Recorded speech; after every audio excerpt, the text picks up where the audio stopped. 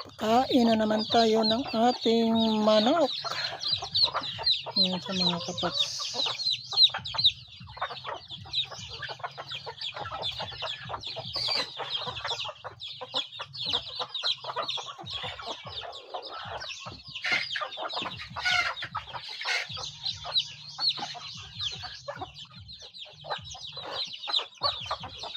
Dito sa labas at marami din dito sa loob.